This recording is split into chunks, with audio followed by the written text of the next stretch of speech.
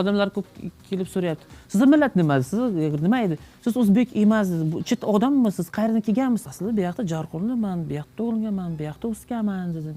Mening oilam tashqaridaman, bu yoqda yashayapman dedim. Ko'p mehmonlar kelib, boshida sразу aytaman, uzr, juda yaxshi o'zbekcha bilmayman. Men harakat qilaman.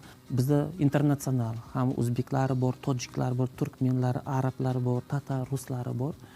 Biz har xil tilda gapiramizda. Ko'p shogirdlar o'zimizga hududdan faqat o'zbekcha gapiradi, iloji yo'q. Bu harakat qilib, bolalar xafa bo'lmang. Siz menga o'rgatinglar o'zbekcha. Agar qayerda xato bo'lsa, o'rgatinglar. Men mayli akajon, siz bizni ruscha o'rgating, bizni o'zbekcha o'rgating. Men sekin-sekin shu praktika orqali munosabat qilib o'rgatganman. Hozir shunaqa zamon, o'zini ona tili tashqaridan eng kam 2-3 tilni bilish kerak.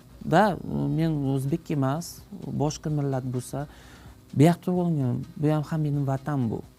Chunki bu yoqda o'sganman, shu madaniyatdan ko'rganman, shu tarixini eshitganman.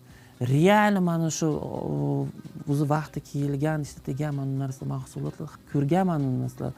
Bu mening vatanim joy. Nima uchun ketish kerak?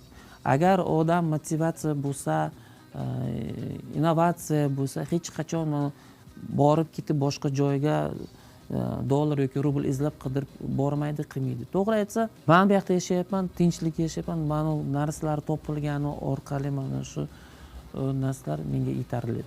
Farzandlarim bor, 2 o'g'lim bor, 2 qanotlarim. Ayolimni katta yordamchisi menga.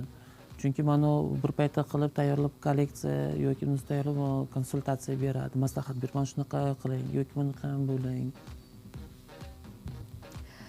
Hunarmandimiz yolg'iz o'zi ishlamaydi. Mahalladagi ishsiz, hunarmandchilikdan xabari bor ayollarning bandligini ta'minlagan. Sohani o'rganish istagida bo'lgan yoshlarga nafaqat o'zi, balki turmush o'rtog'i Nazokat Inyusheva ham yordam beradi. Xorazmdan kelin bo'lib tushganman. Keyin bular meni shunaqa ishga qiziqqanim uchun, qo'l mehnati bilan shug'ullanganim uchun bular meni izlab topgan.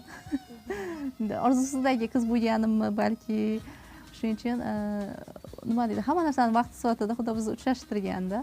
Bugungi kunda ish faoliyatimizni shu yerda rivojlantiryapmiz. Art galereyada kashtalarni, dizaynlarini chizishda yordam beraman.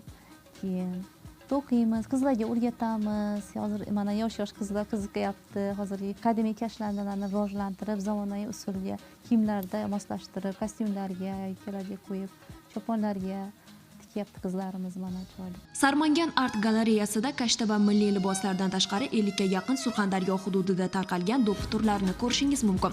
Bundan tashqari sotuv uchun turli milliy matolardan tayyorlangan sumka, devor uchun aksessuarlarga ham duch kelasiz. Ayniqsa zamonaviy taqinchoqlar bilan birga qadimiy munchoqlar hamda tumorlarga nazar tashlagan qiz borki, uni taqib ko'rishni istab qoladi. Xullas, mazza qilib madaniy hordiq chiqaradigan joy. Eng yaxshi ko'rgani ishi mana shu hunarmand ishi. Chunki kunduzda ham shuncha tashvishi ko'p bo'layapti. Kechqurun kelaman, bu yoqda hech kim yo'q, tinch o'tiraman.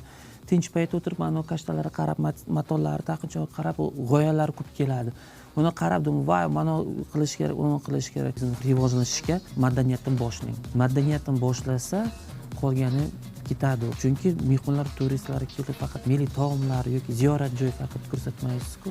Uni madaniyat ko'rsatish kerak. Bizni boyligi, ularda yo'q narsalari. Shuning uchun biz niyat qilyapmiz va harakat qilyapmiz. Uni kattaroq bino qilib yoki kompleks bo'lib tashkil qilishga niyat qilyapmiz. Bizda niyati ko'proq shogirdlarni tayyorlab yetkazib berishga urinamiz. Yo'qolish arafasida turgan milliy merosni saqlab qolish va uni kelgusi avlodga yetkazish. Ha, bu mas'uliyatli vazifa. Uni uddalash uchun esa Dima Sarmangan astoydil harakat qilmoqda.